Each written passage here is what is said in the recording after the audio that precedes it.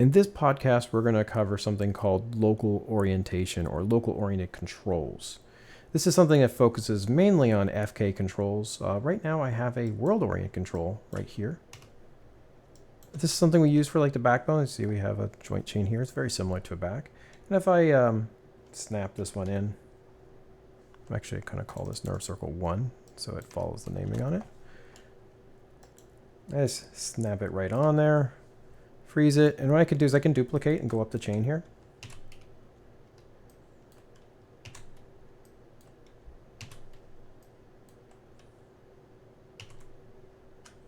Okay, so I got my attributes. I'm just gonna move this down, so oops, I didn't want to parent it, I wanted to,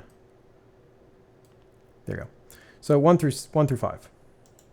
I can freeze all these. Okay. So those are world-oriented controls. Now, the world-oriented means that they're actually mimicking the world orientation. Y up, Z out, X forward. But if you notice, my joint is not. My joint's X up, Y forward, and Z out. They're actually both the same axis going this way, even though the rotation will be a little different. Okay. So what's the big deal? Well, actually, in this case, since the back is straight, and if I rotate this one joint forward, it's actually moving on a single axis, regardless if that axis is the same or not. Like if I do it this way, it'd be X. Who really cares if it's actually that X going to this Y, as long as it's a 1-to-1. And under the hood, when you do your constraints, like your parent constraints with the offset, underneath the hood, it's actually factoring in, it's actually figuring out to convert one axis to the other axis. And in this case, it's not a big deal because it is a very simple movement. When we get to things like the hand or something that's not quite lined up with the rest of the systems, we get a problem because now it's not just factoring one, it's factoring multiple axes underneath the hood.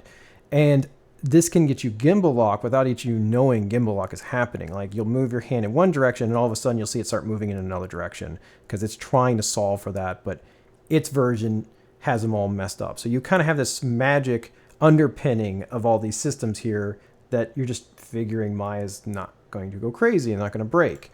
And like I said, with this situation, it's normally not. But when I get to something like this, which could be like a tail, we do have an issue. So I'm going to create a circle. There we go. I got a circle. I'm going to scale him up a little bit. I'm going to freeze him out. And I'm going to snap him right onto this tail, the base of this tail, like that. Okay. So he's in world. You see Y up, X forward, Z out. But our joint here is actually facing down like this. So now, if I actually rotate this to the side to make it happen, it's actually going to have to rotate, multiple axes to actually match rotate. It's actually really wants to rotate just like this. So to convert this into this is actually going to be a lot more work for it. And it could break. So you're probably thinking, fine, I'll just rotate it down like that. Great. Now, it's going to rotate perfectly like that. Problem is now, we got these ugly values. I say, well, fine, I can fix that problem. I'll just freeze transforms out. Oh, when I froze it, went back to world. What freezing transform is really doing is it's looking at the parent above it and says, I like you. I like what you're doing. I'm going to mimic you. So the world is the parent above this control. So that's why when I freeze it, it goes back. So you're probably thinking, well, does that mean we can't make controls that mimic other orientation? Yes, we can. It's a little bit of a trick here to do this. So I'm going to create another circle. I'm going to make this a little bit bigger. And I'm going to call this inner icon. Okay? And then I'm going to duplicate it. I'm going to scale it, the next one up a little bit bigger than that one. And I'm going to call this outer icon. Now I'm going to freeze both of these so they both are completely zeroed values. And I'm going to take inner and just middle mouse drag it and parent it under outer, just like that. Okay. So we have a relationship here. We have an outer and an inner. We have a parent and a child. So if I grab my parent and I move it up, like let's say 4 units, you think, I wonder what the children's value is. Well, the children's living underneath the parent. So when I grab the child, you see no values. Like, oh, interesting. But if I unparent it and I say, I don't want to live under your house anymore, and I hit Shift P, all of a sudden we have 4.031. And the outer ring still says that because they're both sharing the same thing. So now those traits aren't being passed down. But here's the interesting thing is if I take inner and parent it back under outer, he's like, I was all wrong about that. I blew up over nothing. And the inner now has 0. It has no values because it's inheriting all those values again. Now you gotta be tricky on this because if you freeze transforms, it kind of messes all this up. If I move that, the inner, if I unparent the inner and then froze it, then it would all broken everything. So you gotta be really careful with freezing in these examples right now. But now if I grab my child and I move this one up and move it up 1 unit, it's really 5 because it's 1 above my parents. If I unparent it, see, 5, I've put it back under. Cool. So I'm going to 0 that value out. And now what I want to do is this is going to be our solve to this problem. If I take this control and snap it right over, so now the inner is still 0. I can take the outer and rotate it down. And now the inner doesn't know any better. It's just, hey, that's fine. I can be moved and animated, and this could be ready to go. It's pretty cool. The problem is, though, I don't want the animator seeing this outer ring. I don't want to see these ugly values here. Because if I freeze this out, it goes back to world, and everything is ruined. So we do need these values in the outer ring.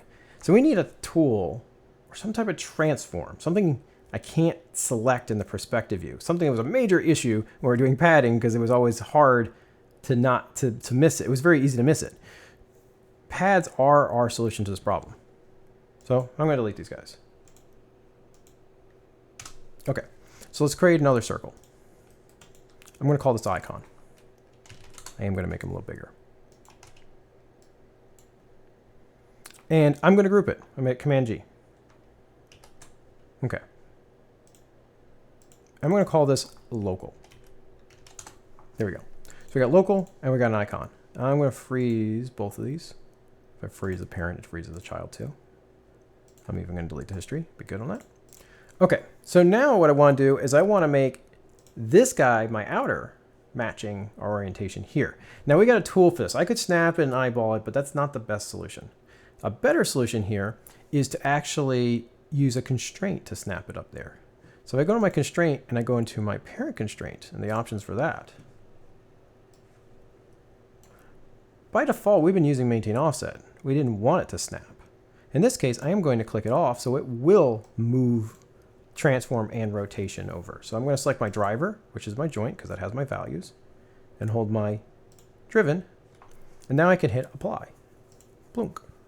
So there's our matching transform, my orientation, and my translations. I don't need this constraint anymore. I just used it to move it over. So if I delete this, boom, perfectly clean. And now we have our values on this one. Like I said, we don't touch this one. So now if I want to make multiples of these, I could create this whole system again, but I could just duplicate my local pad. I can even move it away if I want to. And I select my next driver, and it's the pad we're selecting. And I hit apply. Blink, and delete the constraint. And I can go through and I can do this a couple times. I can duplicate, duplicate, and duplicate like that. And I can say driver. Now you have to select this in the outliner because you can't see the pads in the perspective view. Boom. I don't need that. Now there's different methods of doing this, but this is the easiest and the most visual of all of them. But you'll find on the internet other people have faster ways of doing this. Cool. Okay, so now we have our controls. They're very nicely clean. You can see how their X are facing down the axis.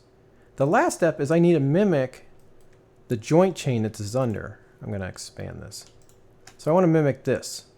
Now with our controls back here, this is really easy because here's our backbone like that.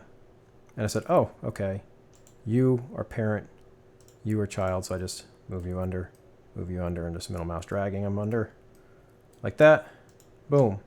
And then I just constrain them in. I said like driver, driven. In this case, I turned my offset on because they were different orientation. I didn't want the snapping to happen. Matter of fact, I'll show you what happens when I do this. It's like blink. We didn't want that because they weren't the same orientation. So I can say apply.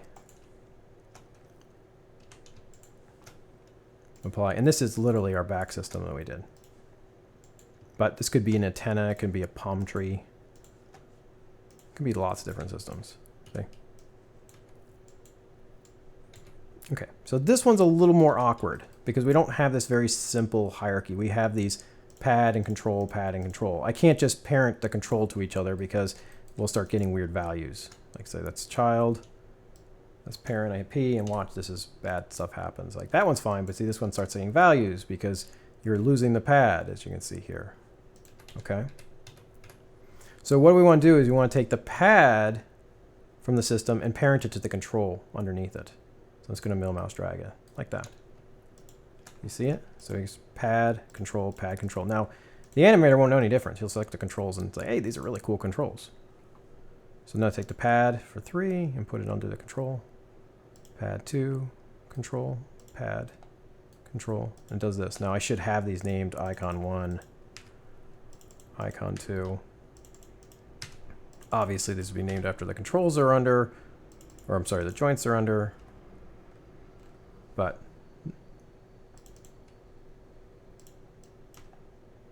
oh, that's right. 1, 2, 3. This is 4. Oh, I see what I did. I started local.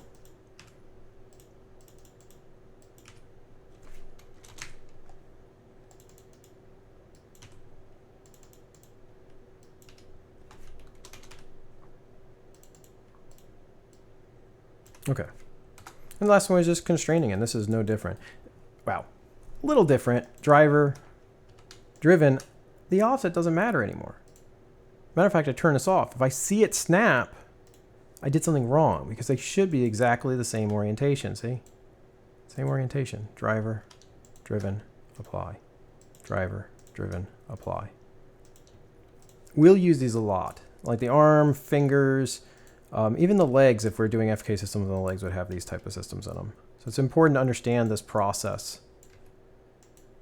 We'll be using it a lot later. But that's pretty much how you create local oriented controls compared to world oriented controls.